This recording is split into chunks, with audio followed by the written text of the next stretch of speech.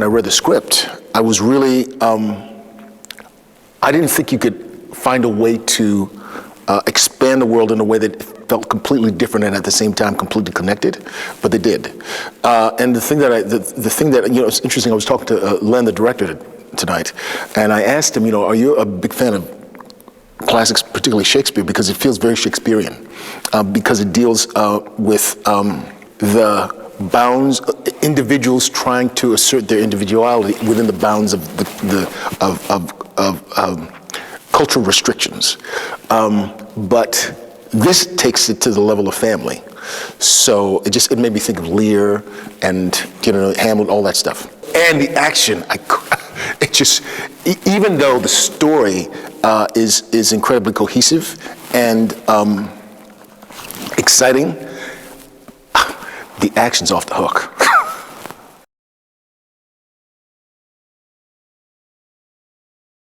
The only action I've ever seen her do was James Bond. And as a matter of fact, that was the first time I'd ever seen her.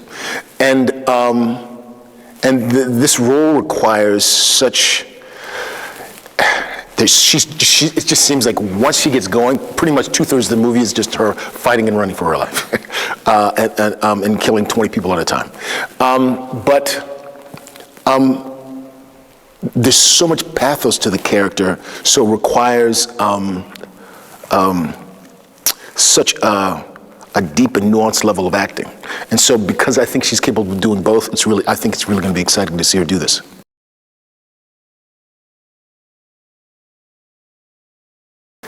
The word that comes to my mind, well, two words that come to my mind are suave and smooth.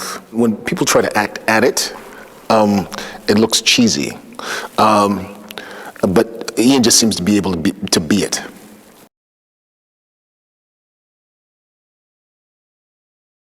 People that love the John Wick films are going to love seeing not only the world expanded upon, but specifically seeing the world of the Ruska Roma come to life. And then there's the notion that you could take a mythology that is so unique and expand it with almost a complete other mythology is really exciting, and I think people will love that. And then everybody's going to get to see all the great John Wick action.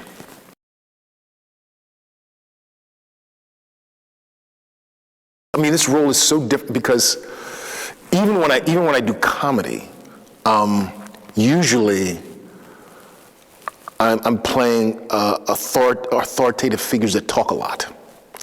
So one of the things that was so exciting for me about playing this role in the first place was that he was so different from anyone I'd ever played before.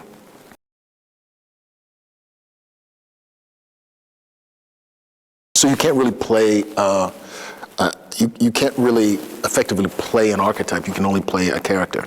But you know, kind of standing from the outside, I realized that one of the great things about Charon, watching his growth through the films, is that you go from seeing him as a character of mystery to a character of heart. I really believe that if John Wick is the soul of these movies, Charon is the heart.